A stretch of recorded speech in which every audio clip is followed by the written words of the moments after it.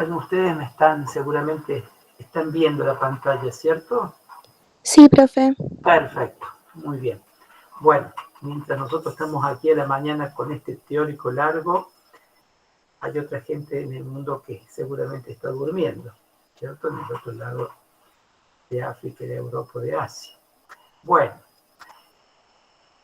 ustedes recordarán que la actividad pasada, el teórico de la semana pasada, habíamos visto estructura de las proteínas, las estructuras primarias, secundarias, terciarias y cuaternarias, en donde habíamos hablado de que los constituyentes de las cadenas polipeptídicos son unas unidades que se llaman aminoácidos, y esos aminoácidos tienen sus propiedades, y esos aminoácidos se unen entre sí a través de las uniones peptídicas.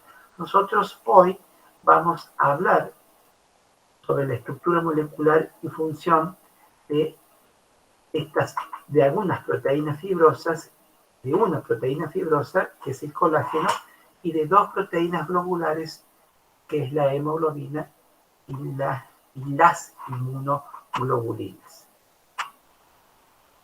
En esta diapositiva, ustedes se darán cuenta que se trataría de una proteína fibrosa, alargada. ¿Qué son las proteínas fibrosas? ¿Cómo se presentan las proteínas fibrosas?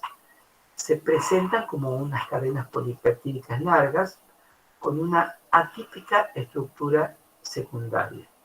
Estas proteínas fibrosas son insolubles en agua y en soluciones acuosas.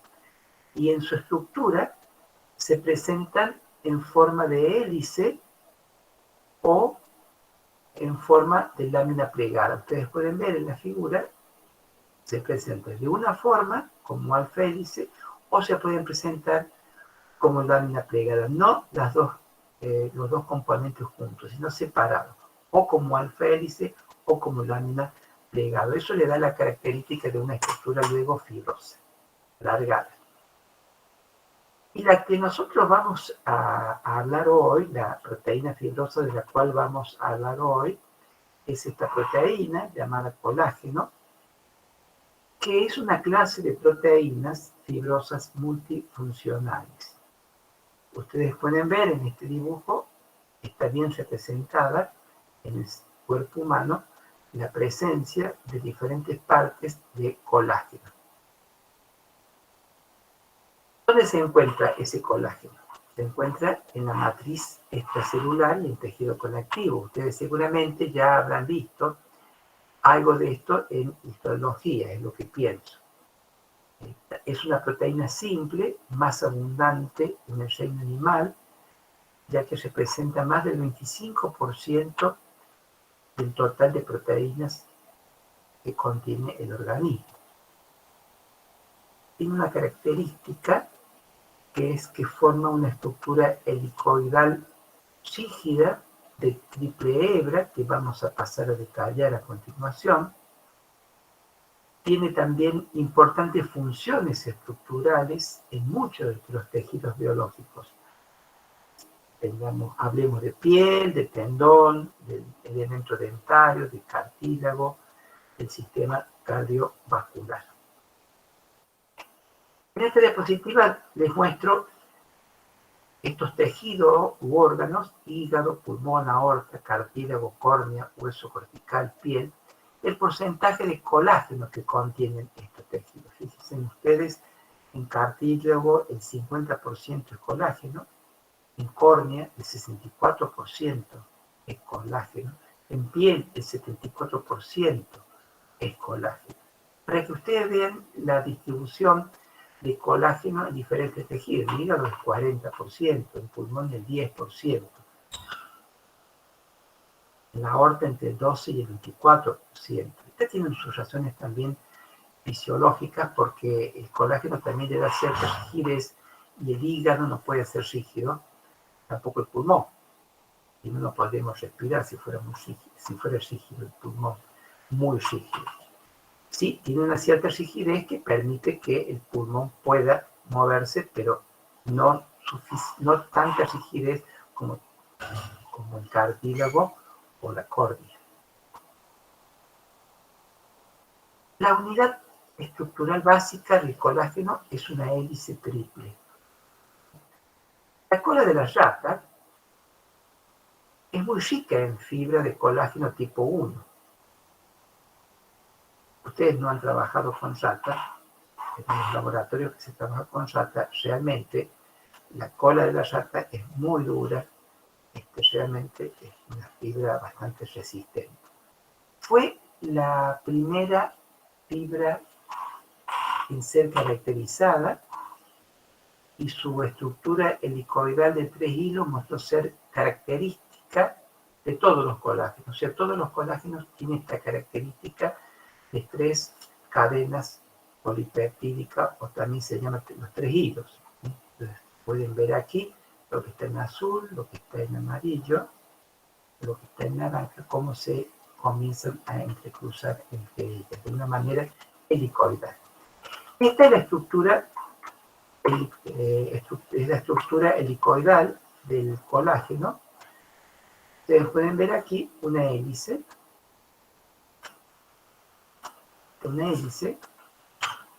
que tiene un extremo C terminal y un extremo amino terminal, como lo habíamos explicado en la clase pasada, y 3 hélices polipeptídicas levógiras, porque esta es levógira, gira hacia la izquierda.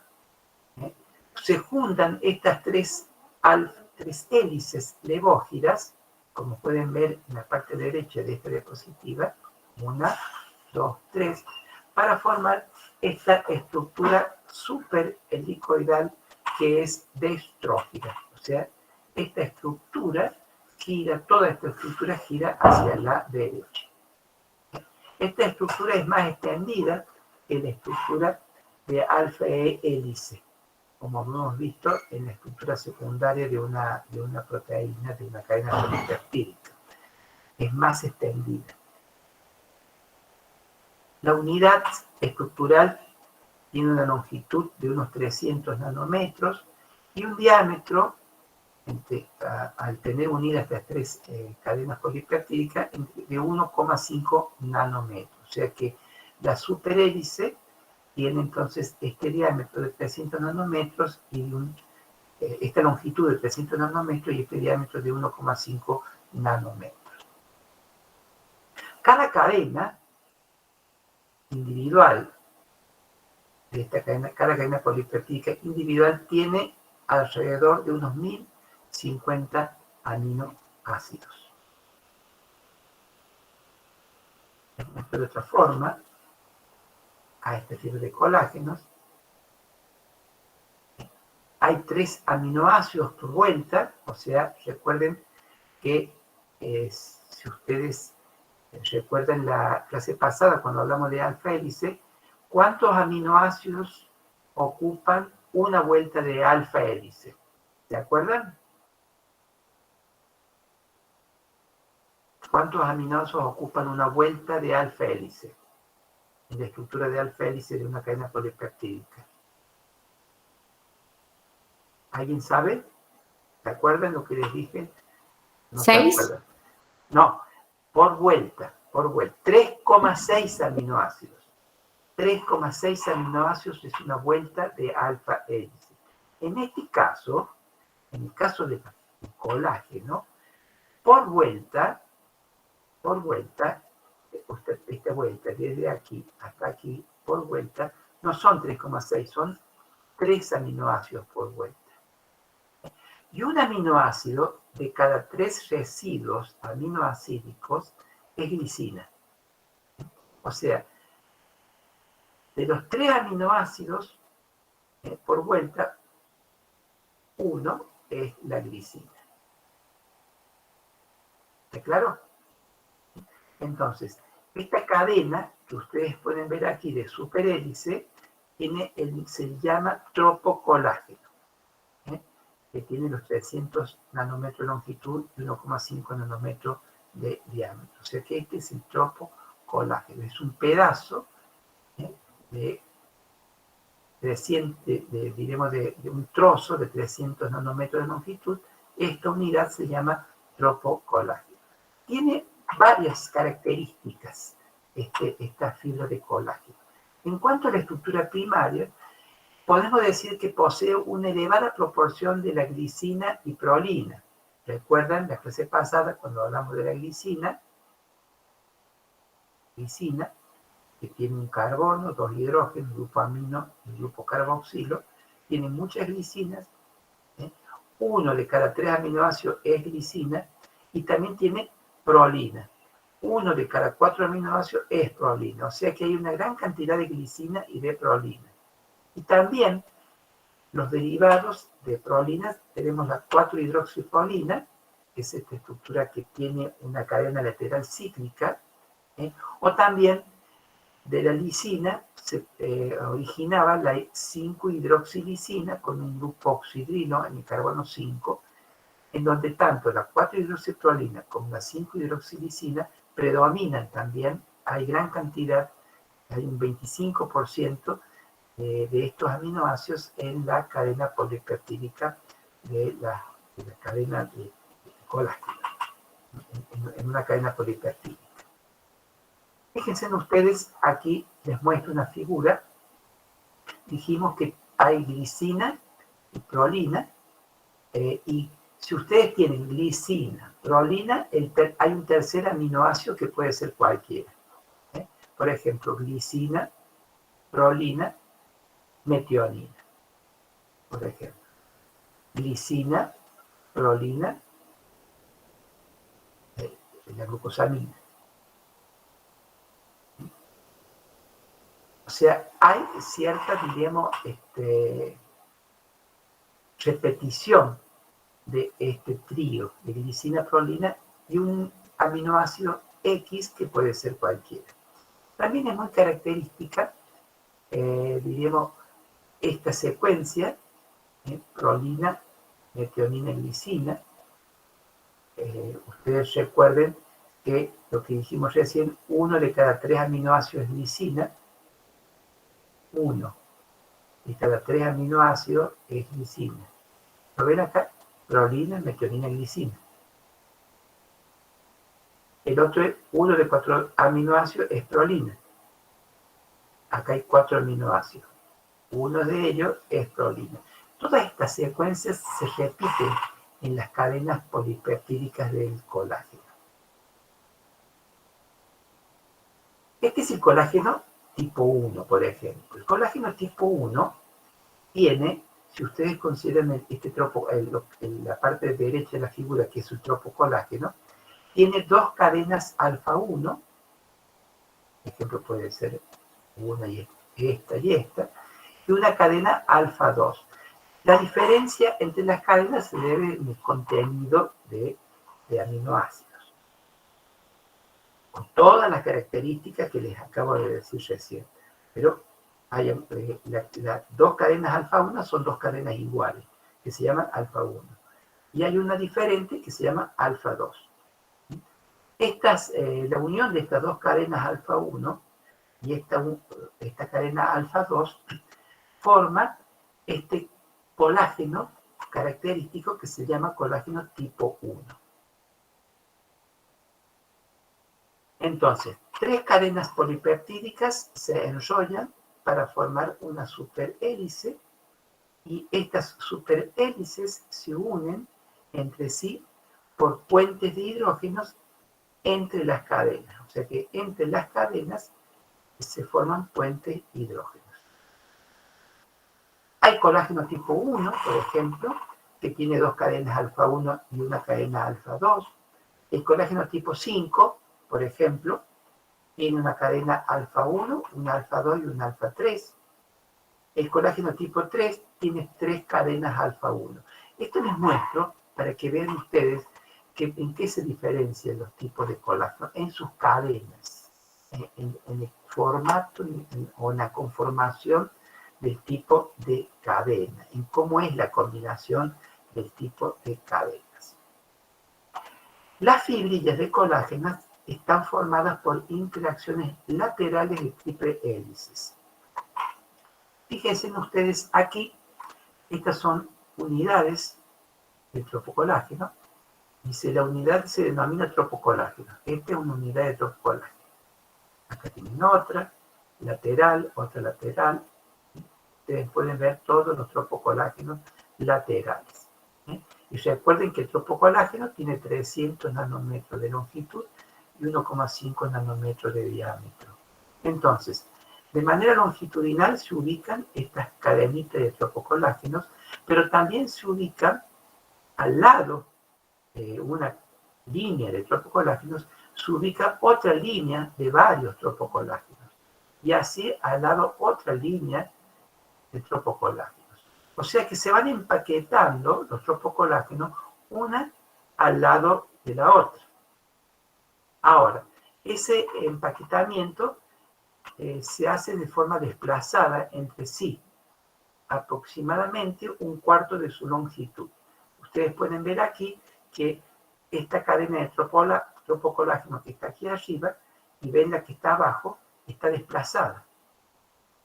Y hay un espacio que queda. Está desplazado desde aquí, desde una punta del tropocolágeno a la otra punta, hay unos 67 nanómetros de longitud. Como ustedes pueden ver en este cuadrito amarillo, esta diferencia entre un extremo y el otro extremo del tropocolágeno adyacente, hay unos 67 nanómetros de desplazamiento.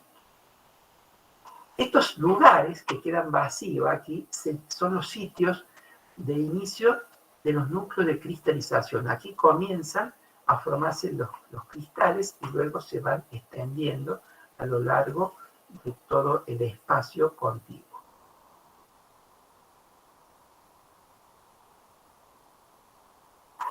Miren ustedes aquí cómo se mantienen también las interacciones entre los tropocolágenos. Estos tropocolágenos de una línea de tropocolágeno con la otra línea se estabilizan por uniones tipos covalentes entre el N-terminal de una molécula de tropocolágeno con el C-terminal de la cadena adyacente de tropocolágeno. Estas líneas que aparecen aquí con esos puntitos rojos está indicando los tipos de uniones tipo covalentes. De esta manera, entonces se mantienen también unidos los tropocolágenos. Hay segmentos cortos en los finales de las cadenas de colágeno que no asumen también la conformación triple helicoidales, que son estos extremos que quedan aquí en los extremos N-terminal y C-terminal, que quedan como fibras sueltas. Esa conformación no es helicoidal, sino que es suelta, como ustedes pueden ver, pero en los extremos del tropocolágeno. Son importantes, diríamos, estos segmentos finales, porque ocurre ese entrecruzamiento covalente entre residuos de lisinas o hidroxilisinas que están ubicados en estos extremos C-terminales o N-terminales.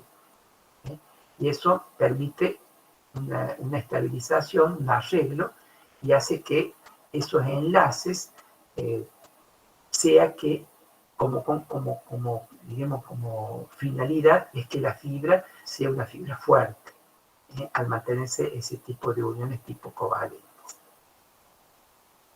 Ustedes pueden ver aquí en los extremos, dijimos que en esos extremos, C-terminales o N-terminales de la fibra de tropocolágeno, ocurren estos tipos de uniones. Están los residuos lisina.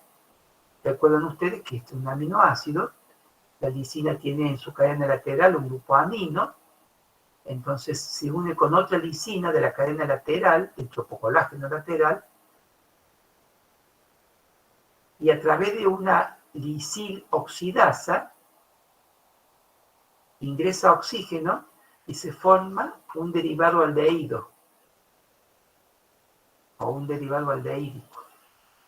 Y de manera espontánea se produce un entrecruzamiento entre estos dos grupos aldehídos y se forma una unión aldólica o un aldol.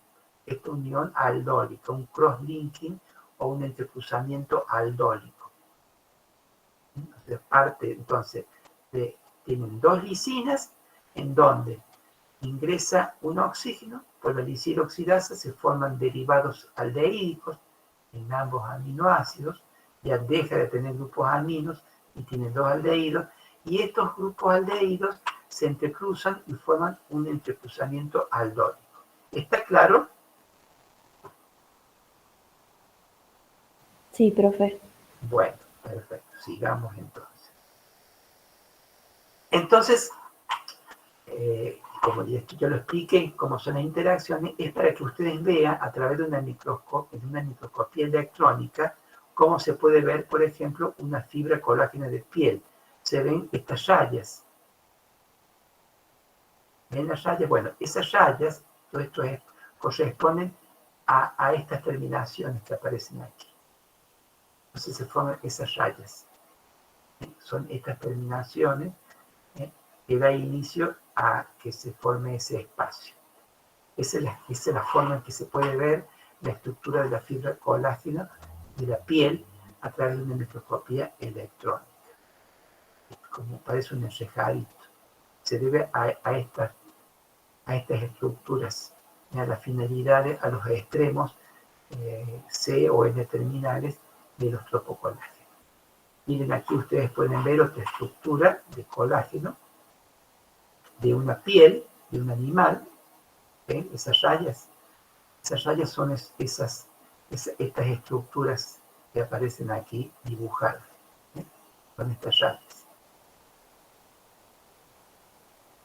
Si ustedes a una cadena de tropocolágeno, dijimos, se une con otra, se forma la microfibrillas, y si esas microfibrillas luego se van uniendo lateralmente con otras, se forma la fibrilla. Y si esas fibrillas se unen lateralmente con otras fibrillas, se forma la fibra de colágeno. Una fibra de colágeno tiene aproximadamente un diámetro, está en rojo acá, de 1 milímetro. 1 milímetro tiene de diámetro. Ustedes al milímetro lo pueden, si usted utiliza una regla, pueden ver cuánto es 1 milímetro. Miren ustedes que 1 milímetro de una fibra puede soportar un peso de 10 kilogramos. Imaginen ustedes, una fibra de 1 milímetro, miren una regla, cuánto es 1 milímetro. Si ustedes tienen una fibra de 1 milímetro de diámetro y le cargan con 10 kilogramos, una pesa de 10 kilogramos lo puede soportar perfectamente. Lo puede soportar un bebé, por ejemplo. Fíjense ustedes la resistencia que le otorgan esos enlaces que hablamos recién y el conjunto de uniones entre las cadenas laterales. Le dan una gran resistencia esos enlaces entre las cadenas adyacentes, entre esos restos lisinas o hidroxilisinas a través de esas uniones aldónicas. Acá simplemente es para mostrarles a ustedes cómo se puede ver un corte de microscopía electrónico, una fibra colágena. Fíjense ustedes todas las fibrillas, son todas fibrillas de unos 50 milímetros de diámetro cada fibrilla.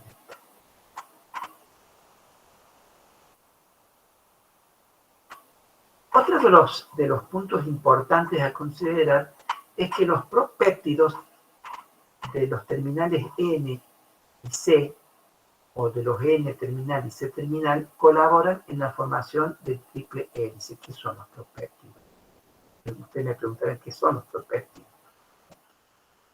Las cadenas de colágeno son sintetizadas como precursores más grandes. O sea, nosotros hablamos del tropocolágeno, pero ¿cuál es el precursor del tropocolágeno? El procolágeno. El procolágeno. Y ese procolágeno tiene en un extremo, del extremo C terminal y del extremo N terminal, los propéptidos que hablamos recién. Los propéptidos, que son digamos, esos segmentos de cadena que nos forman esta triple hélice. Tanto sea para esas cadenas del extremo carbono terminal o del extremo N terminal. ¿Está claro qué son los propéptidos? Pregunto. ¿Lo podría repetir? Perfecto. Entonces, ¿cuál es el precursor del tropocolágeno? El procolágeno. Este es un procolágeno. El procolágeno está constituido por 3 cadenitas. Una cadena, la otra y la otra. En un segmento de la unión se forma la unión de estas tres cadenas de polipéptidos como esas cadenas tipo alfa, que hablamos recién. Ahora, en el extremo N terminal de una cadena, de la otra y de la otra, como en el extremo C terminal de una cadena, de la otra y de la otra, ustedes pueden ver aquí que acá no hay triple hélice, ni aquí ni aquí. Estos segmentos se llaman propéptidos. Estos segmentos son los propéptidos. Acá tienen un propéptido, otro propéptido, otro propéptido. Acá también un propéptido, otro y otro. Son muy importantes la presencia de estos propéptidos.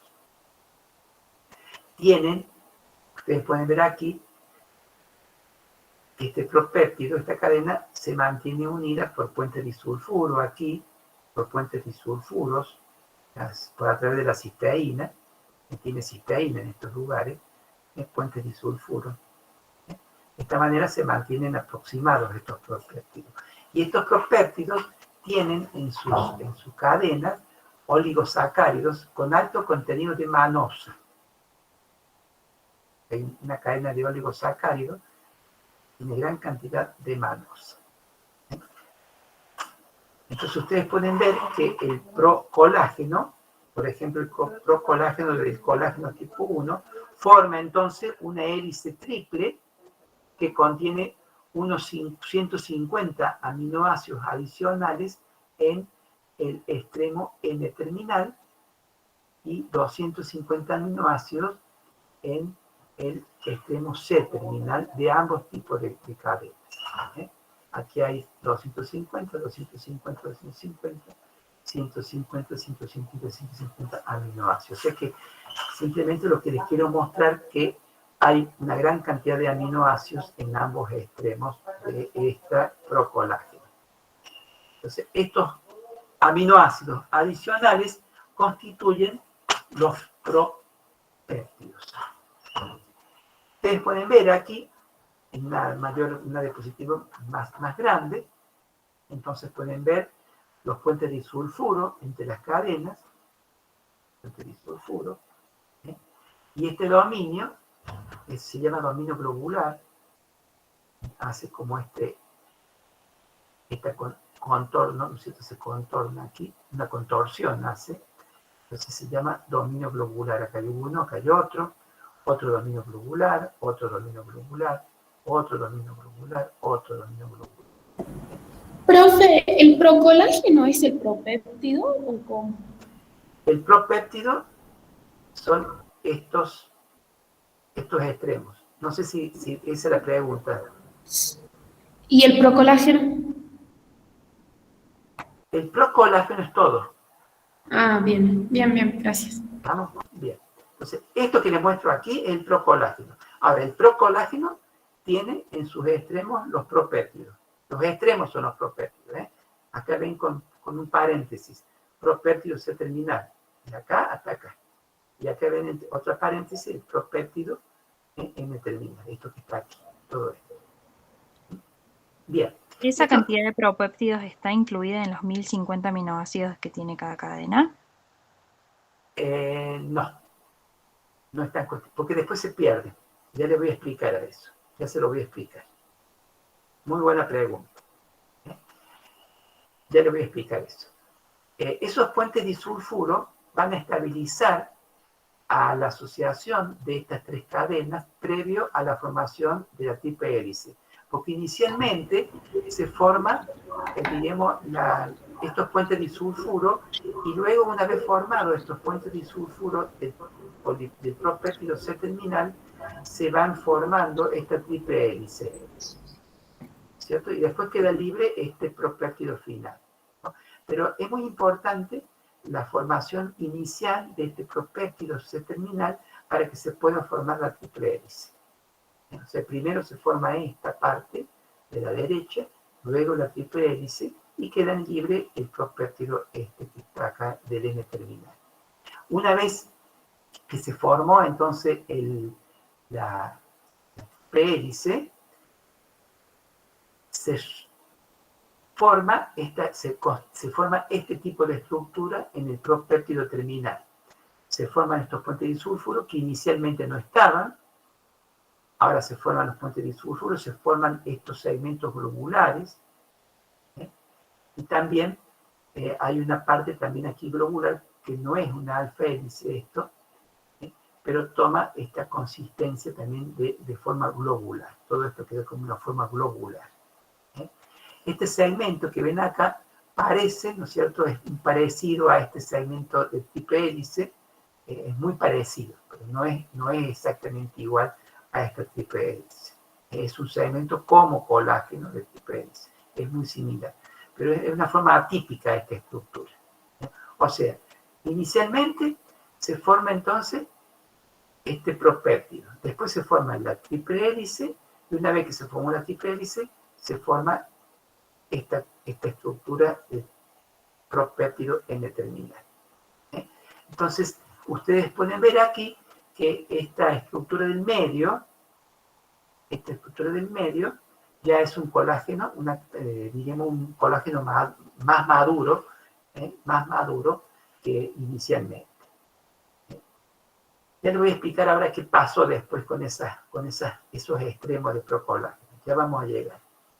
El colágeno recién realizado o sintetizado o hecho se va a modificar de manera secuencial en el retículo endoplásmico rugoso y en el complejo de Golgi. O sea, acá vamos a ver algunos puntos. Estamos en el retículo endoplásmico rugoso. Este es el retículo endoplásmico rugoso, lo que está en anaranjado.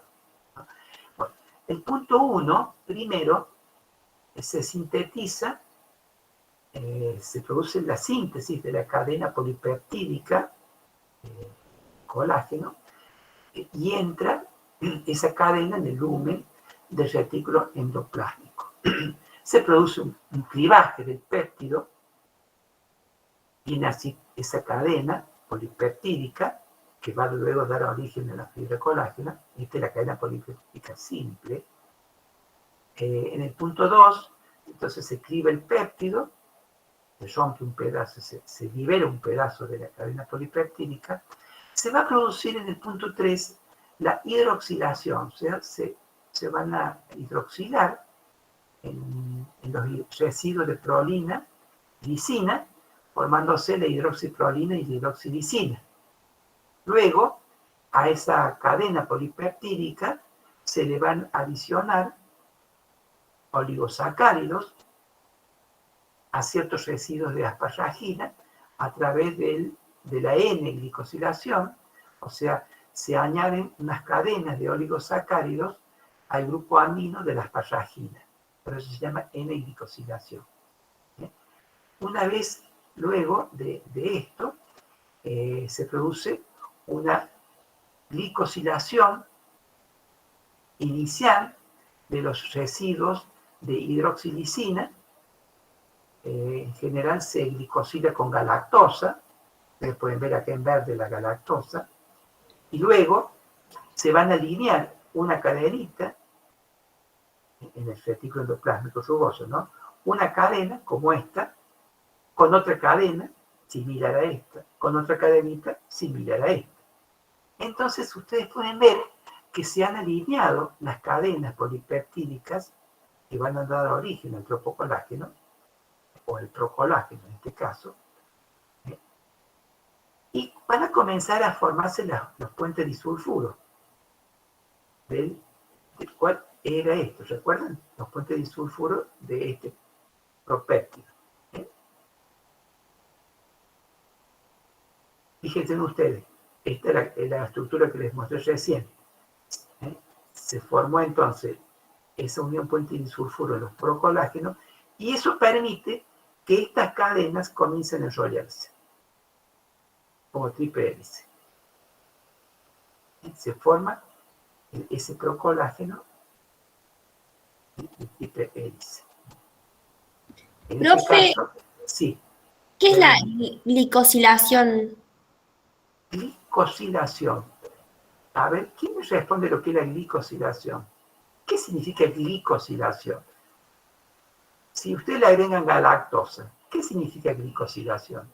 Agregar un glúcido. ¿Cuál es el glúcido que se añade al residuo de hidroxilisina? La galactosa. Cuando ustedes hablan de glicosilación, significa que se le agrega un glúcido, que en este caso es la galactosa. ¿Está claro? Sí, gracias. Perfecto. Entonces estábamos en la formación del procolágeno del triple hélice, ¿en dónde? En el retículo endoplasmático rugoso. Ustedes pueden ver en el punto 3, acá en el punto 3, que se produce la hidroxilación de los residuos de prolina y de lisina. Les explico cómo se produce eso. Ustedes tienen aquí la prolina. Pongo este ejemplo simplemente de la prolina, le puedo poner también la lisina, pero el ejemplo es la prolina. La prolina, a través de una prolil hidroxilasa, lo que va a permitir es que se hidroxile. Y podrá ser la prolil 3 hidroxilasa, la prolil 4 hidroxilasa o la lisil hidroxilasa, las enzimas que pueden participar para que se unan los grupos hidroxilos a estas prolinas o a las lisinas, depende del aminoácido que se trate. Las cadenas de procolágeno que no son hidroxiladas son degradadas dentro de la célula. Eso ocurre aquí en el punto 3, cuando se produce la hidroxilación de esta cadenita polipeptídica. ¿Claro? Muy bien. Entonces, estábamos recién en el retículo endoplasmático rugoso, con la formación del procolágeno triple hélice, y ahora estamos en el aparato de Golgi. Pasamos al aparato de Golgi, de la célula. Ustedes ya han visto células, ¿no? Saben lo que es el aparato de Golgi. Entonces, Camilo Golgi, claro, Camilo Golgi, ha trabajado en la Universidad de Pavía, en Italia. Yo tuve la suerte de ver los reactivos y los instrumentos, y también el diploma que recibió cuando recibió el premio Nobel, Golgi, en la Universidad de Pavía.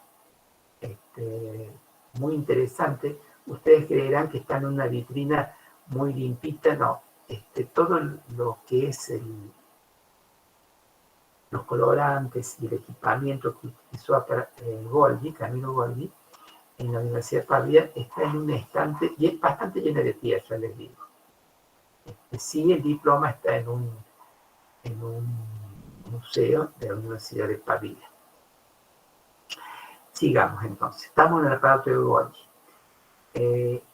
Aquí ocurre otra glicosilación, o sea, se forman cadenas de oligosacáridos. ¿Ves que lo que está en verde aquí son cadenas de oligosacáridos?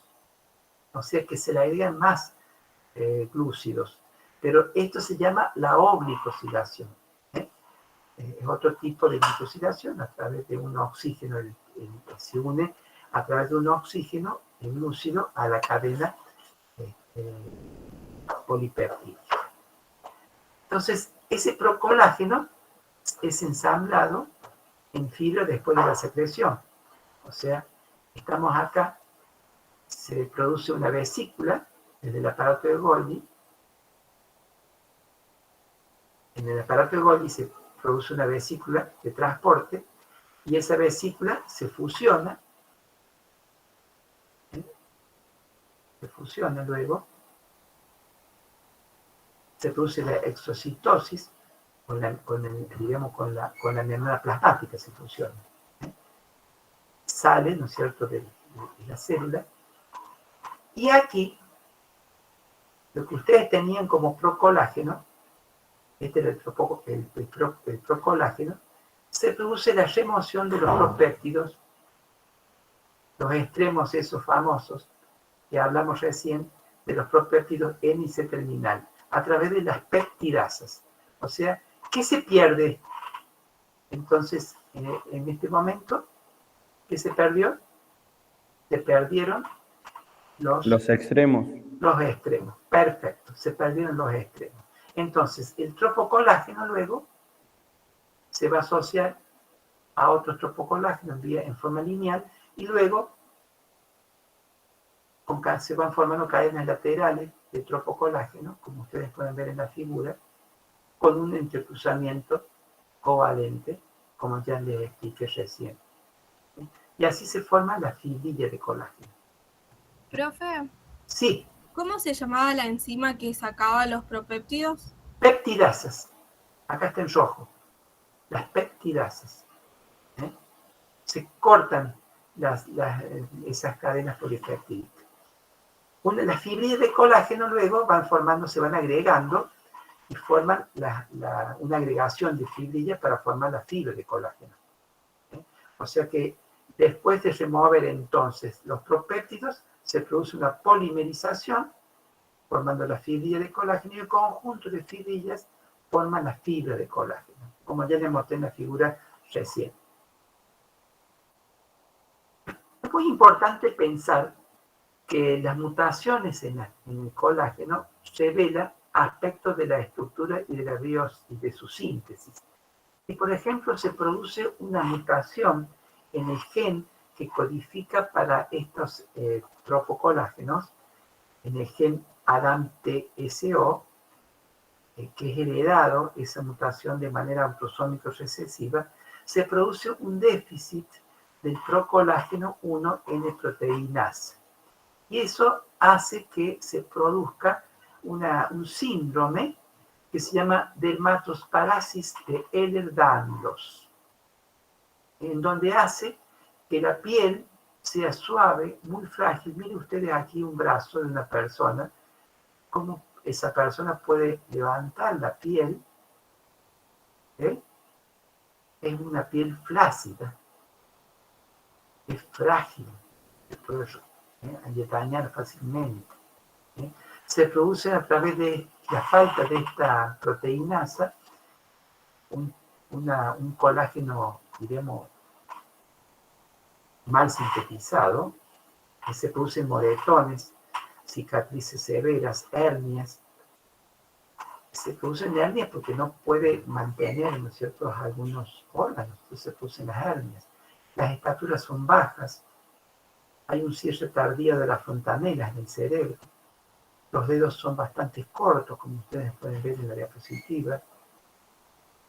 Yo aquí no lo puse, pero la apariencia facial se caracteriza por párpados hinchados, con escleróticas de los ojos azules, mandíbulas muy pequeñas, roturas de vejiga o diafragmas. La vejiga y el diafragma tienen fibras colágenas. Si las fibras colágenas están mal sintetizadas o se producen por acción de las mutaciones, no cumple su función y se pueden romper.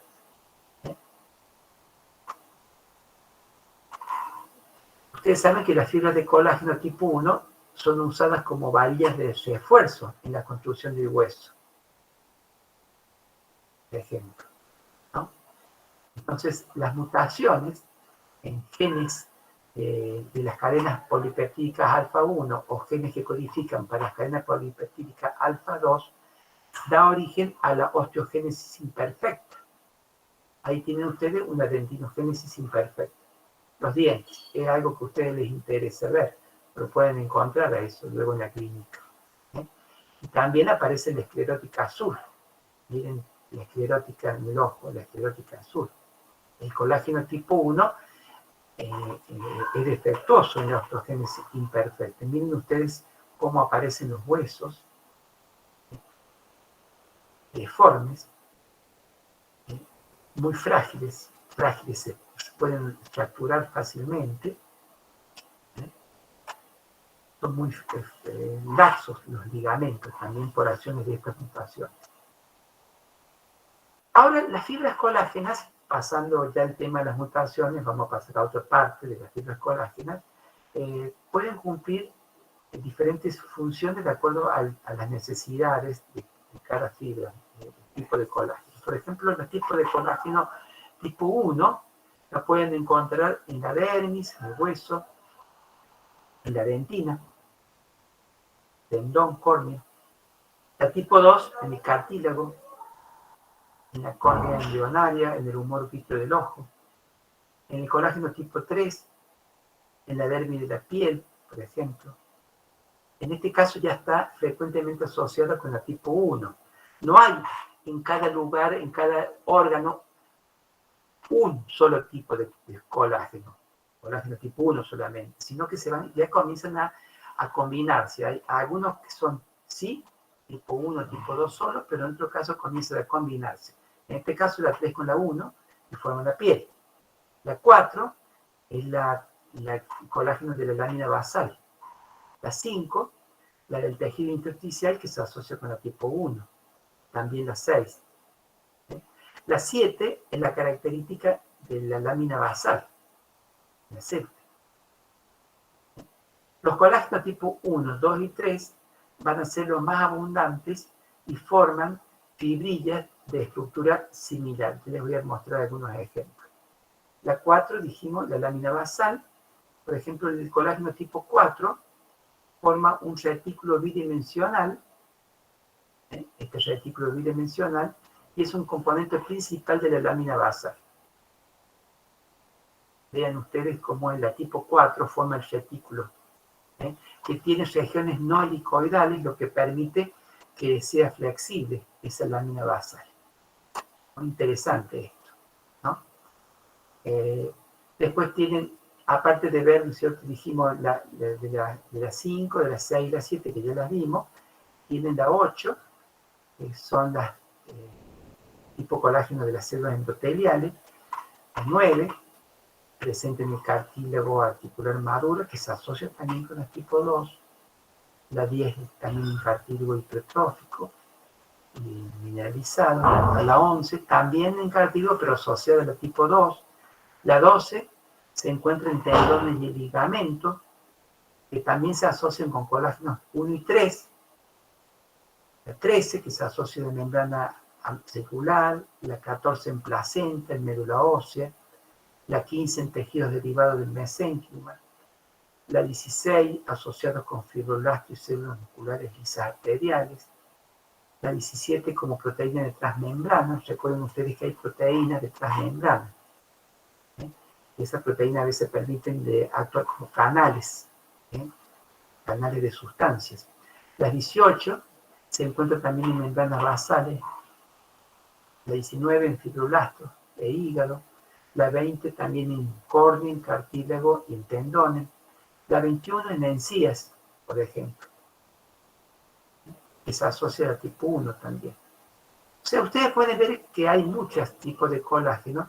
Acá les muestro a ustedes la organización de las fibras colágenas en hueso maduro y en la córnea transparente de los ojos. Miren ustedes las fibras de colágeno dispuestas en capas que se encuentran. Esas fibras de cada capa son paralelas entre sí, pero aquí al lado hay otras fibras también de colágeno, pero son perpendiculares, se encuentran perpendiculares. En este corte pueden ver en forma longitudinal y un corte transversal de la fibra. Estas fibras vienen hacia los ojos de ustedes y estas van de arriba a abajo. Entonces fíjense en cómo se ubica este tipo de disposición. Entonces, este tipo de disposición crean en conjunto un material bastante grueso y que no permite que se deforme. Entonces, es muy importante en la córnea transparente del ojo que mantenga esta forma, si no, ¿qué sería nuestro ojo? Una gelatina. Nuestro ojo no es una gelatina, sino que tiene este tipo de estructura. Miren la disposición de la fibra. Esto es simplemente para que ustedes vean cómo se ubica la fibra. Por ejemplo, el colágeno tipo 2 predomina en el cartílago. Miren ustedes aquí, esta es un dibujo de una fibrilla de colágeno tipo 2.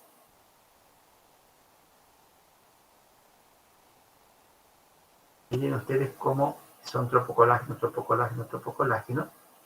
Que ustedes pueden ver aquí que hay en esta predomina, ¿no es cierto?, este tipo de ópero que predomina en el cartílago, hay dos segmentos, lo que está en azul aquí, que se interrumpen en una torcedura flexible, en donde de esta fibrilla sobresale un dominio que se llama dominio no helicoidal,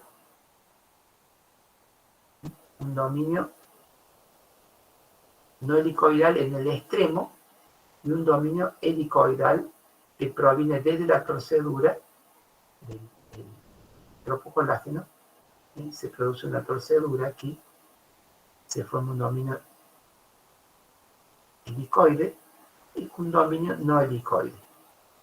Y también en otras partes de la fibrilla sobresale aquí en esta torcedura ese proteoglicano que se llama condroitin sulfato, o sea que está presente aquí.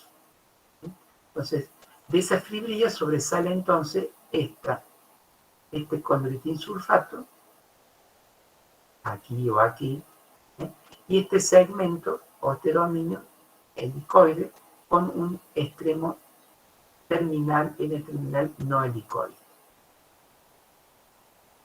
Eso les permite luego la unión, ¿no? Este es el colágeno tipo 2.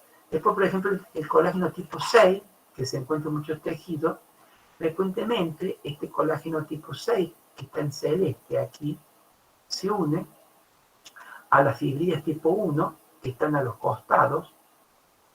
El colágeno es una fibrilla de colágeno tipo 1, y esas fibrillas de colágeno tipo 1 tienen alrededor de su estructura los proteoglicanos. Tienen proteoglicanos. Esas fibrillas tipo 1 están cubiertas por una matriz de proteoglicanos. Entonces, para que ustedes vean simplemente que en las estructuras de los tejidos no es solamente un solo tipo de colágeno, sino que se van combinando las uniones, en este caso, la tipo 6 con la tipo 1. Y acá ustedes pueden ver también en la tipo 6 que hay triple hélices, lo que están en línea de puntos, la 6, y también estas triple hélices están conectadas por estos dominios, son dominios globulares, de unos 40 nanómetros de longitud. O sea, dominio globular, triple hélice, dominio globular, triple hélice, dominio globular, triple hélice. Así es la constitución de la fibra colágena tipo 6. Concluyendo colágeno, entonces podemos decir que los colágenos son una familia de proteínas de la matriz cuyos miembros comparten la estructura característica de triple hélice. Siempre tienen triple hélice. Pueden variar luego en las partes que no tengan triple hélice. Pueden tener también algunos proteoglicanos también, depende de cada tipo de colágeno. Los dominios no helicoidales de los diferentes polipéptidos van a ser los responsables de las variadas estructuras entonces y propiedades de la unión de los colágenos. Muy bien. ¿Ustedes qué ven aquí en este dibujo? ¿Ven una proteína fibrilar? Globular.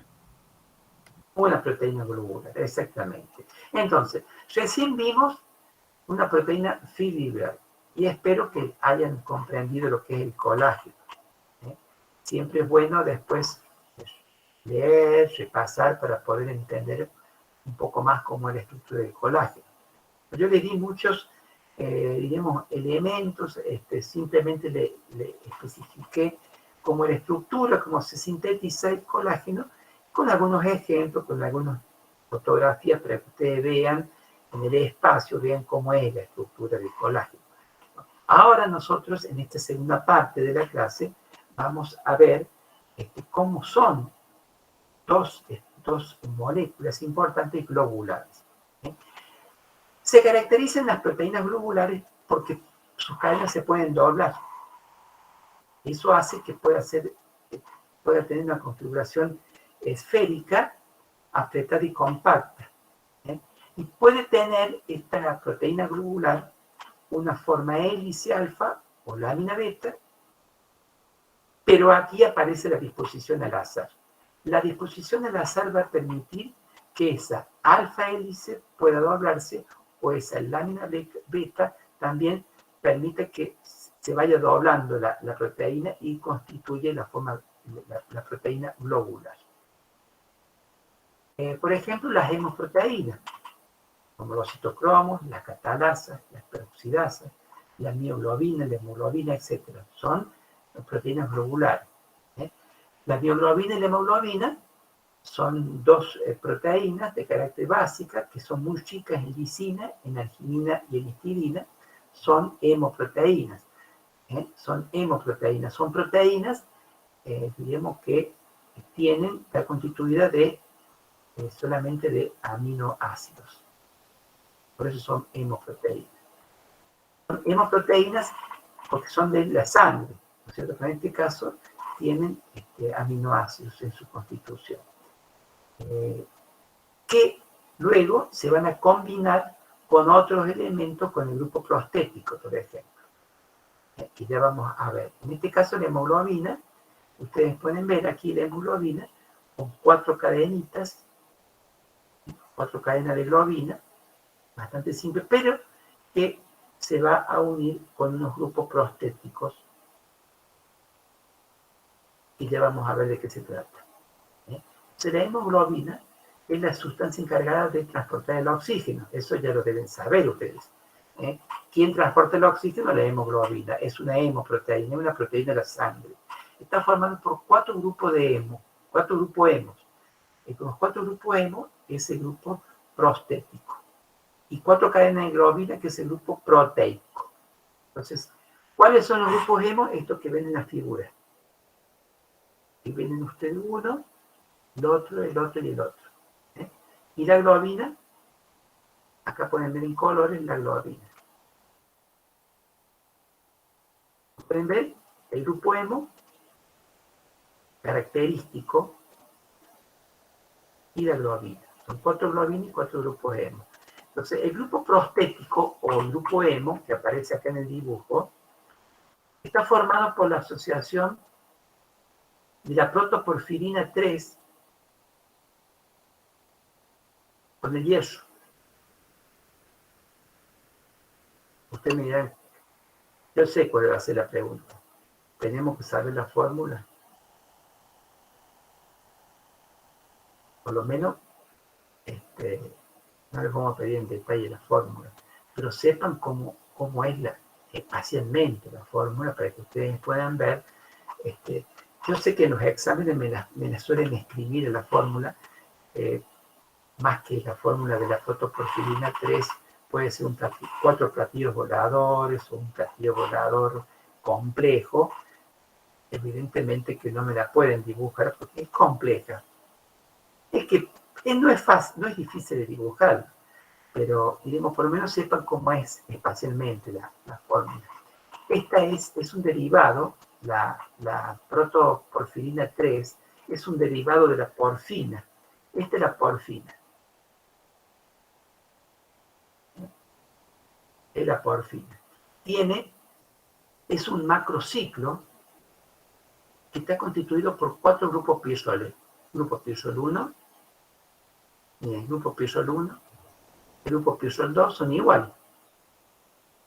El grupo pirrol 3 y el grupo pirrol 4. ¿Cómo se unen estos grupos pirroles? Por el grupo metino. Tenemos el grupo metino alfa, el beta, gamma y el delta. Es el tipo de unión. Entonces, todo esto forma un macrociclo. Un grupo. Entonces, tenemos los pirroles unidos por los metinos y este macrociclo se llama porfirina. Fíjense ustedes que los grupos pirroles tienen nitrógeno. Tienen nitrógeno. Entonces, regresemos a la protoporfirina 3. Dijimos, esta es una estructura, así, mirándola a ustedes como en un papel. Esos pirroles se le pegan grupos metilos y grupos vinilos. Hay un grupo metilo, otro grupo vinilo. Y tienen ustedes acá tienen un propionilo, por ejemplo. Son cadenas laterales a los grupos pirroles. Y el hierro que está en el medio, el hierro, se va a unir con esa protoporfirina 3 a través de 6 enlaces. Ustedes tienen el hierro, 6 enlaces coordinados. Entonces, hay 4 enlaces, 1, 2, 3 y 4 enlaces con los nitrógenos de los grupos pirroles. Un enlace se va a producir con el oxígeno, cuando se pegue el oxígeno, cuando se une el oxígeno, y el otro enlace con el nitrógeno del grupo imidazol del aminoácido histidina de una cadena de globina. O sea, la globina es una cadena polipeptídica. Es una cadena polipeptídica. Uno de los aminoácidos tiene varias histidinas, pero la histidina, diremos que una de las histidinas que tiene la globina, va a permitir que se una el hierro. Esa histidina que tiene un ciclo que se llama imidazol, como lo vimos en la clase pasada. Entonces, el hierro se va a unir con un nitrógeno del grupo imidazol. Pregunto, ¿entendieron? ¿O se fueron todos después de esto o quedaron 2 o 3? A ver. Profe, ¿se lo puede explicar de nuevo? Sí, bueno. Entonces, el hierro que está en el medio de esta es la protoporfirina, el grupo prostético hemo. En el medio va a estar presente el hierro. Entonces, el hierro se une de manera, a través de un enlace coordinado, con el nitrógeno de un pirrol, el nitrógeno del otro pirrol, del otro y del otro. Entonces, acá hay 4 enlaces con el nitrógeno. El hierro también se va a unir con el oxígeno, cuando se le pegue el oxígeno, y se va a unir con el nitrógeno. Ese nitrógeno corresponde al grupo imidazol del aminoácido histidina de la globina. Recuerden ustedes que el grupo prostético, ¿cierto?, se va a unir a la globina. ¿Está claro? Se une a la globina. Regreso a la diapositiva anterior. Hay 4 grupos hemo y 4 cadenas de globina. Una globina con un hemo, otra globina con el otro hemo, la otra globina con el otro hemo y la otra globina con el 4 hemo. Eso hace esta estructura. ¿Cómo se une este grupo hemo? ¿Cómo se une con la globina? A través del hierro con el nitrógeno, la histidina de la globina. Entonces, esta es la estructura tridimensional de una cadena de globina con su grupo hemo. Esta es una globina con un hemo. La globina está constituida por 4 globinas con 4 hemos. ¿Está claro? Esta es la hemoglobina. Son 2 globinas de 141 aminoácidos. Por ejemplo, tienen la naranjada con la roja. Perdón, la que tiene la roja con la azul, diríamos. Y tienen la verde con la amarillenta. Entonces, tienen 2 globinas de 141 aminoácidos y 2 globinas de 146 aminoácidos.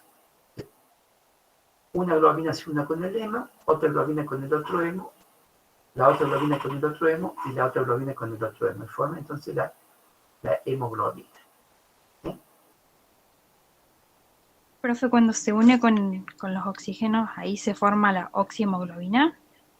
Ya le voy a explicar cómo se forma la oxihemoglobina. Ya se lo voy a explicar. Yo ahora estoy explicando la estructura.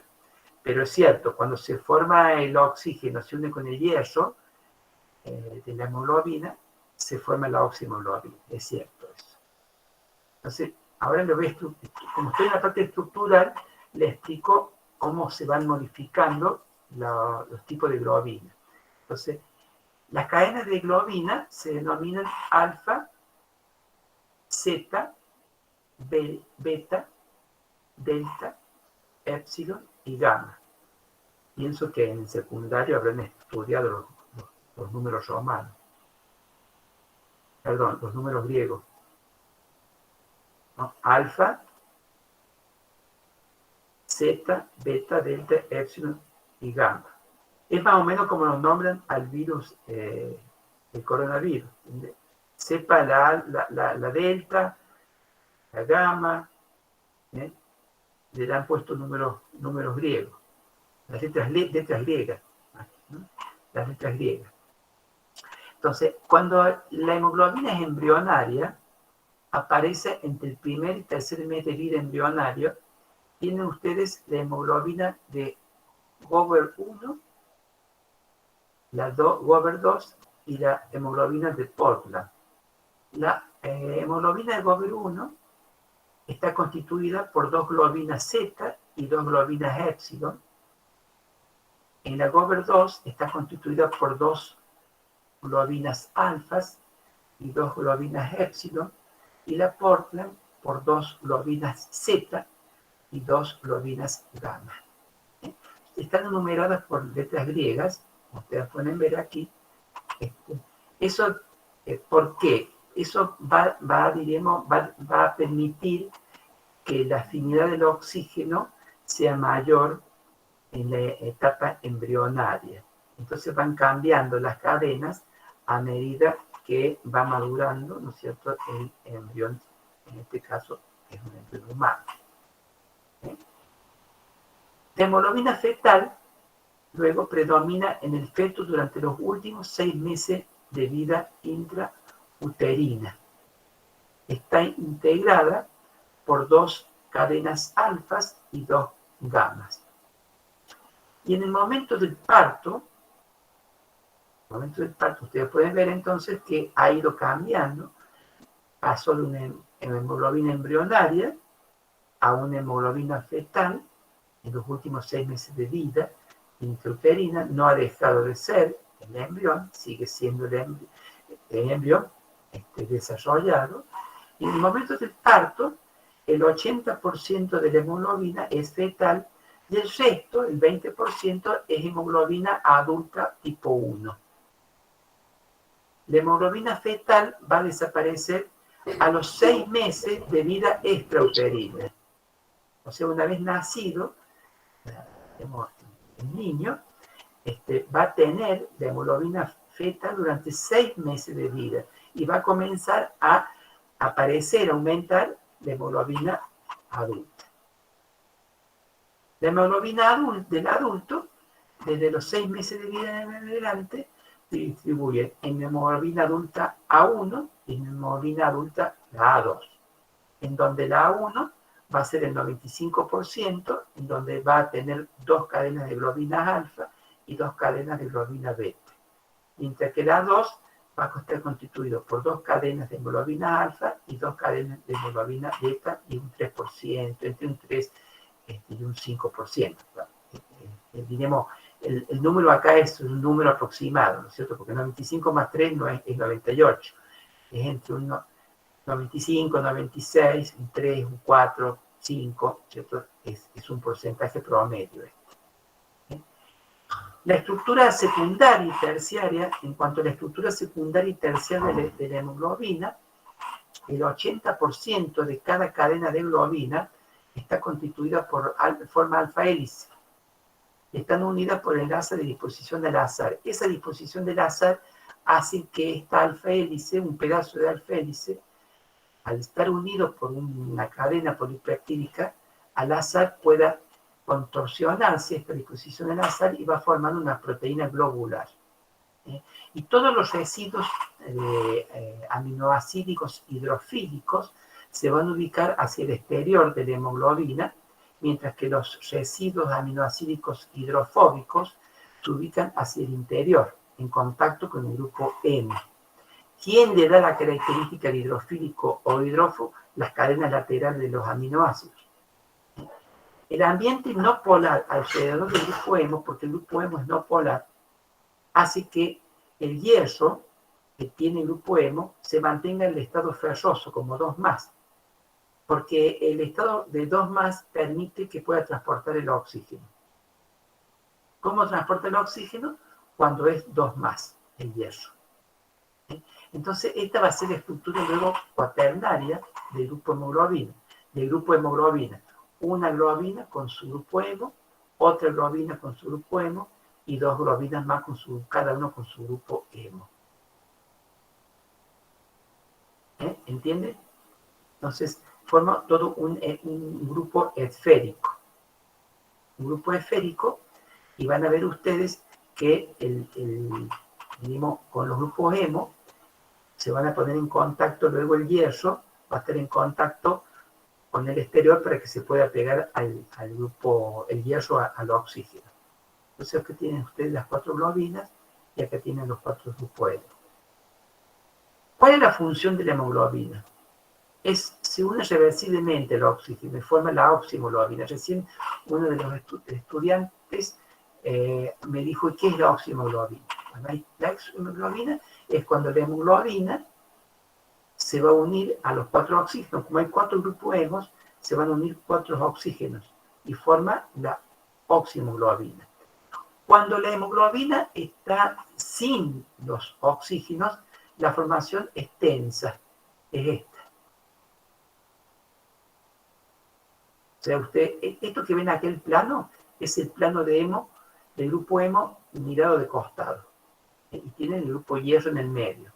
Y ese grupo hierro, se acuerden que estaba unido al nitrógeno de la histidina, de la globina. Todo aquí al costado está la molécula de globina, el aminoácido, es la cadena lateral de histidina. Entonces, esta forma es tensa cuando no está el oxígeno. Entonces, se llama formación tensa. Cuando aumenta la presión de oxígeno, hace que esta reacción se desplace hacia la derecha. Entonces se une el oxígeno a la hemoglobina y se forma la forma relajada, que es esta. O sea, hace que el oxígeno, que estaba un poquito alejado del plano del grupo hemo, de la protoporfirina, ahora, ¿dónde está el hierro? Está justo en el medio del plano de la protoporfirina, pero unido ¿a quién? Al oxígeno. ¿Está claro? Entonces, se los muestro de otra manera. Ustedes tienen acá el hierro, esta es la forma tensa, que está unido, pero que está fuera del plano del anillo de porfirínico. Una vez que se une al oxígeno, es como que el oxígeno desplaza el hierro y lo desplaza hacia el medio del plano de anillo porfirínico. Entonces, esta forma tensa es cuando no está presente el oxígeno. Y la forma relajada cuando está presente el oxígeno. Entonces, ustedes pueden ver aquí la curva de saturación de la hemoglobina con oxígeno. Entonces, a medida que aumenta la presión del oxígeno, ¿qué va a pasar? Se va a comenzar a saturar la hemoglobina. Entonces, en el pulmón hay un gran contenido de oxígeno. Entonces, en el pulmón hay gran cantidad de presión de oxígeno, está saturado la hemoglobina, está muy saturada. Antes de llegar la hemoglobina al pulmón, ¿dónde estaba? Estaba, por ejemplo, en los tejidos. donde la presión de dióxido de carbono era muy alta, donde el pH era muy bajo. Entonces, una vez que el glóbulo rojo pase digamos, de los tejidos por los capilares, a los vasos sanguíneos y vayan al oxígeno, esa hemoglobina se va saturando de oxígeno. ¿Está claro? A medida que aumenta la presión de oxígeno, aumenta la saturación. ¿Está claro? ¿Se Sí, entendió? profe. Bien, ¿cierto? Ahora veamos, ¿no es cierto?, al revés. Entonces, cuando nosotros estamos en los pulmones, está saturado la hemoglobina de los glóbulos rojos. Esos glóbulos rojos van a pasar a los tejidos. Hagamos la curva al revés. Va a pasar a los tejidos. ¿Qué le pasa en este caso? Se va a comenzar a desprender el oxígeno a medida que aumenta la presión de dióxido de carbono y a medida que aumenta el pH sea más bajo, es más acídico. Comienza a liberarse el oxígeno. Y es evidente eso, que se tiene que desprender el oxígeno de la hemoglobina, porque tiene que oxigenar en la célula. ¿Quedó claro eso? Sí, profe. Sí, profe. Perfecto, perfecto. Acá hay una molécula que se encuentra en elevadas concentraciones en los glóbulos rojos. Ustedes recién dijimos que la hemoglobina en el pulmón se unió al oxígeno. Y esa hemoglobina oxigenada, la oxihemoglobina, está como forma, diremos, al introducirse, ¿no es cierto?, el oxígeno, está, diremos, puede diremos, dirigirse esa hemoglobina a tejidos que no están oxigenados, que tienen alta cantidad de dióxido de carbono. Al acercarse esa hemoglobina oxigenada a zonas con alto contenido de dióxido de carbono, el 2,3-difosfoglicerato ingresa el glóbulo rojo. Y lo que hace ese compuesto, que aquí yo se los puse, está dentro del glóbulo rojo, va a facilitar la liberación del oxígeno en los tejidos. ¿Qué es lo que hace estos 2,3-difosglicerato dentro del glóbulo rojo? A disminuir la afinidad por el oxígeno.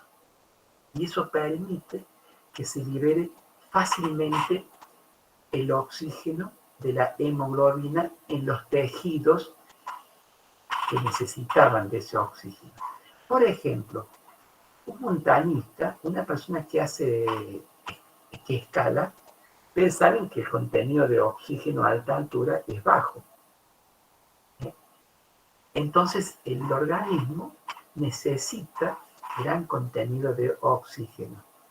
Si a esos individuos se les da más 2,3-difosfoglicerato, hace que se desprendan más fácilmente el oxígeno de la hemoglobina oxigenada para que se puedan oxigenar los tejidos más fácilmente.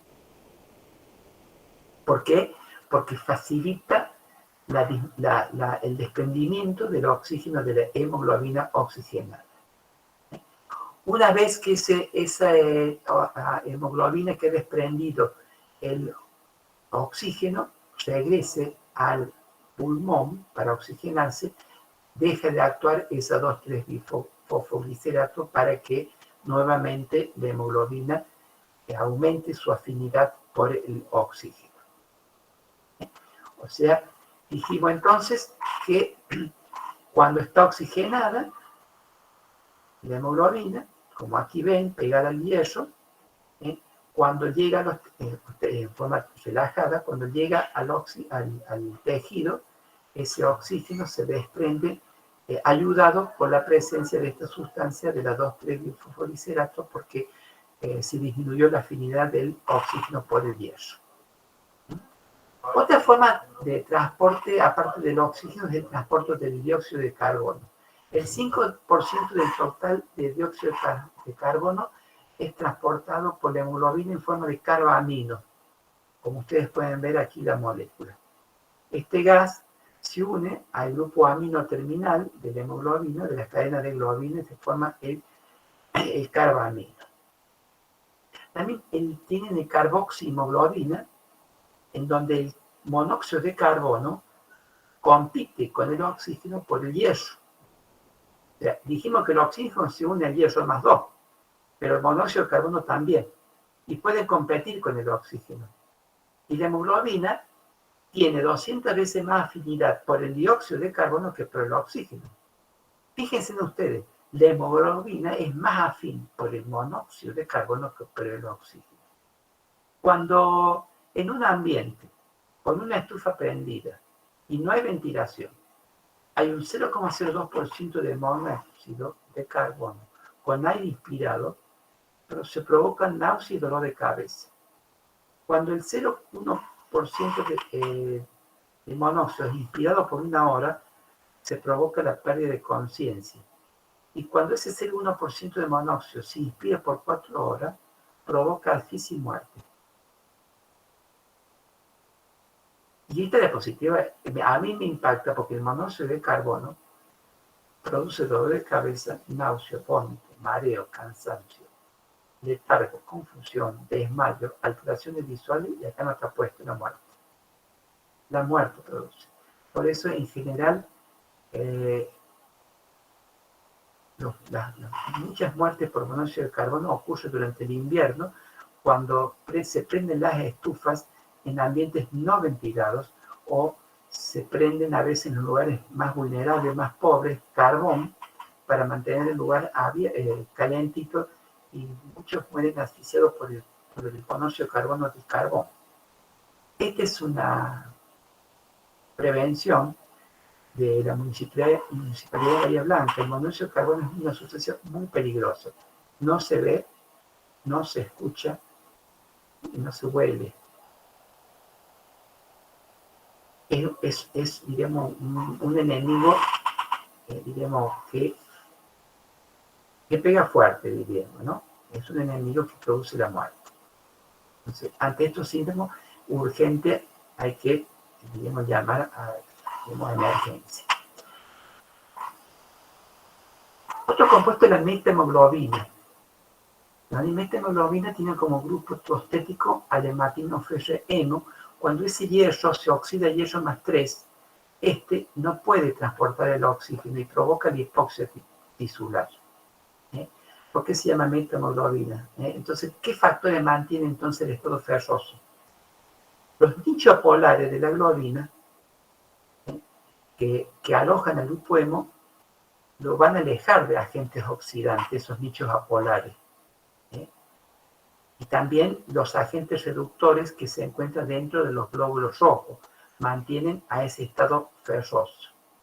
Esta es una methemoglobina porque tiene, digamos, hierro, y sobre todo el hierro ferroso, que es el que va a permitir, ¿no es cierto?, que pueda transportar el oxígeno.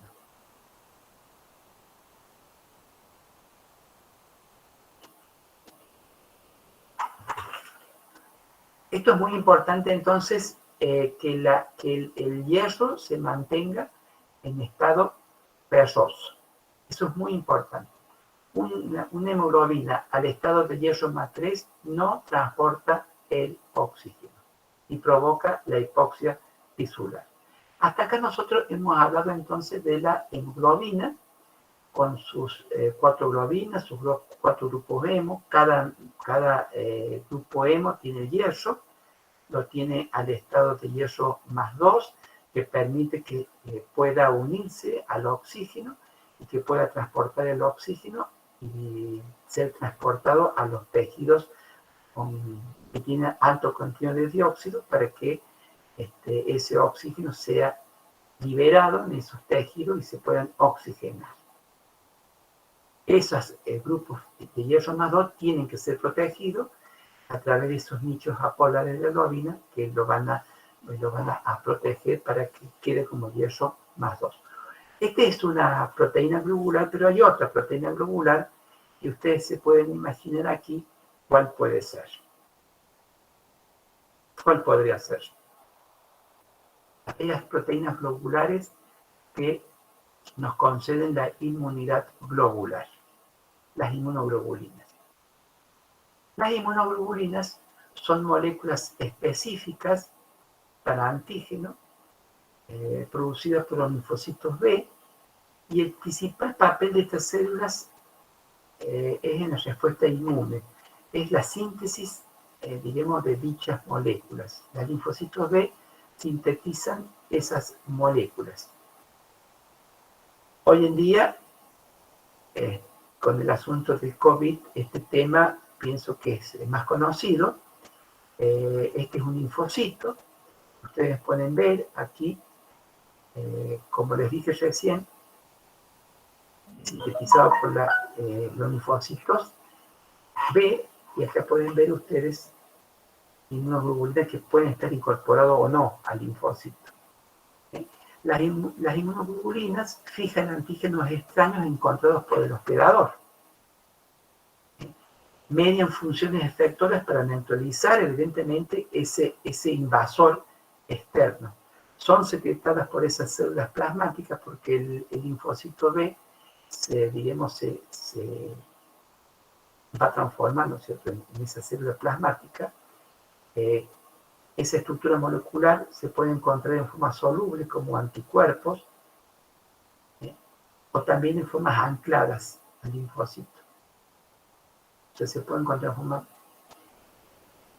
soluble o anclada al linfocito.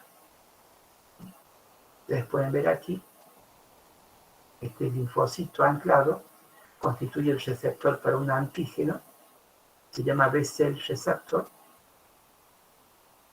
como este linfocito. Este linfocito tiene anclado esa inmunoglobulina. ¿Cuál es la estructura de la inmunoglobulina? Esta es la estructura, está constituido por dos cadenas pesadas y dos cadenas livianas. Esta es la estructura, la unidad estructural básica de una inmunoglobulina G. Ustedes pueden ver aquí una fracción, la que está en azul, una fracción variable, y luego toda una parte, tanto sea correspondiente a la cadena pesada como a la cadena liviana, una parte constante. Esta zona en azul presenta regiones hipervariables. Como ustedes pueden ver aquí, en azul son zonas hipervariables. ¿Por qué son zonas hipervariables? Porque se modifica de acuerdo al antígeno con que se vaya a unir. Porque esta zona es la zona de unión al antígeno o a ese componente extraño. En este caso, es una cristalografía con difracción de rayos X. De esta forma se encuentra en el espacio. Aquí nuevamente es bastante lineal esta estructura. Acá tienen ustedes las dos cadenas livianas y las dos cadenas pesadas. El extremo N terminal, el extremo C terminal, con los puentes disulfuros. Acá tienen ustedes la zona variable y las zonas constantes. Aquí tienen ustedes toda esta zona. Acá se contorsiona. Desde la contorsión, toda esta zona que ven acá se llama fragmento Fab. Y luego, esta parte lineal se llama fragmento FC. El fragmento FC. Este es un antígeno que se une a esta zona hipervariable. Acá tiene usted un antígeno, otro antígeno. Entonces el fragmento Fab, como ustedes lo muestran acá, cada uno tiene o contiene uno de los sitios de unión al antígeno. Acá tiene un sitio de unión y otro sitio de unión. Este es el antígeno. El fragmento Fab, entonces tiene esos sitios de unión. Y el fragmento FS es el responsable de aquellas interacciones no específicas del antígeno con anticuerpo, con otras moléculas y con receptores de superficie celular, como ustedes pueden ver aquí. Entonces aquí tienen ustedes un favocito en donde tienen una unión con el fragmento FC. ¿Ven cómo se pegó al favocito? Y en la estructura de la cadena pesada y la cadena liviana, y tienen acá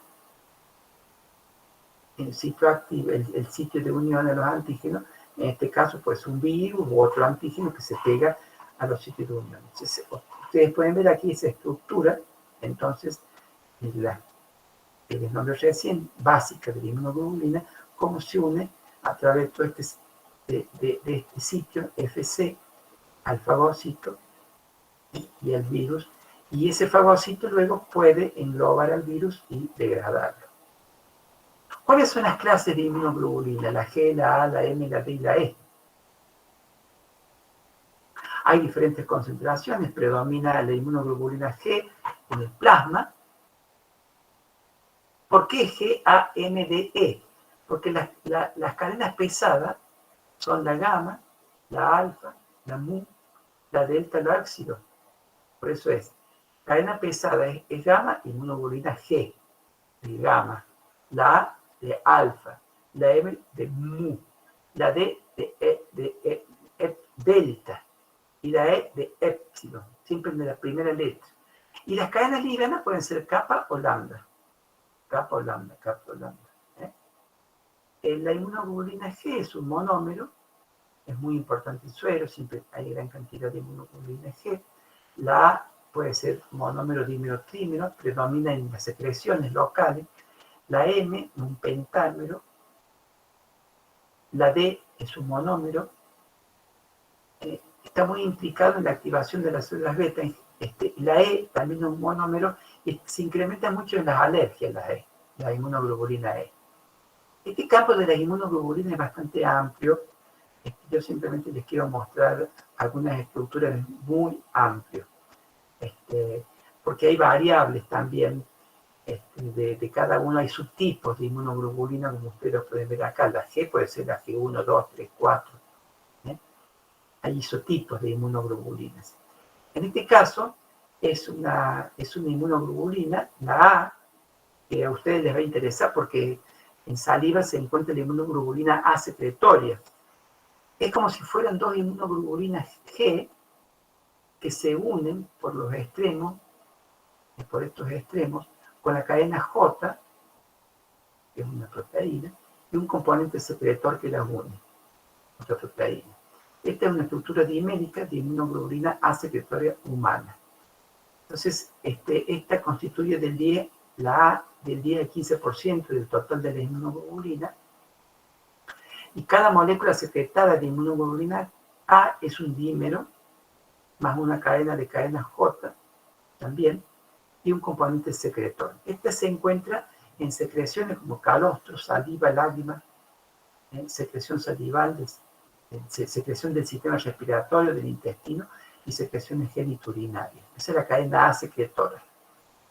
Esta estructura que ustedes pueden ver pareciera que fueran 1, 2, 3, 4, 5 inmunoglobulinas, pero es una estructura pentamétrica y esta es la inmunoglobulina M, que tiene una cadena J, aquí que está pegando, están unidas estas cadenas de inmunoglobulina y forman la M. La M es del 5 al 10% del total de las inmunoglobulinas. La primera inmunoglobulina que se secreta frente a un estímulo primario de un agente extraño, se incrementa la inmunoglobulina M. Y una vez que se incrementó la inmunoglobulina M, se pone en funcionamiento el sistema inmunológico y comienza a sintetizarse la inmunoglobulina G específica contra ese agente extraño que invadió el organismo, y comienza a aumentar la inmunoglobulina G y comienza a disminuir el nivel de inmunoglobulina M. Bueno, es la más efectiva en la aglutinación y la activación del complemento del sistema inmunológico, y es la primera inmunoglobulina que se sintetiza en el feto. Bueno, nosotros hemos llegado hasta acá, así que si no tiene alguna pregunta que hacerme. Profe, en la inmunoglobulina G, ¿podría mostrar cuál es la parte pesada y cuál es la liviana? Sí, perfecto.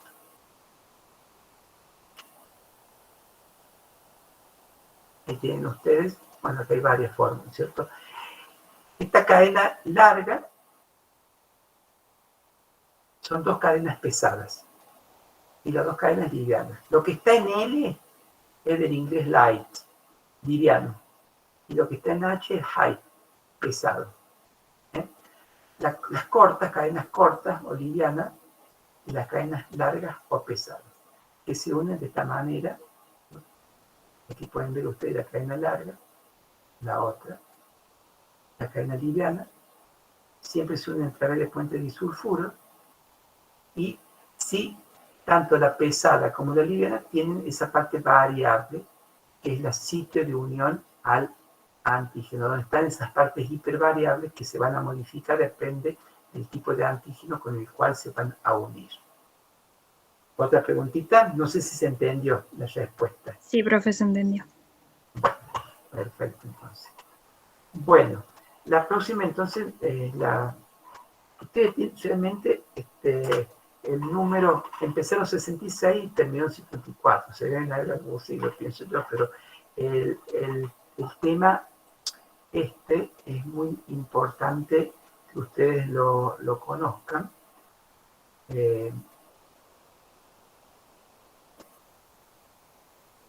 Yo le di simplemente 3 ejemplos de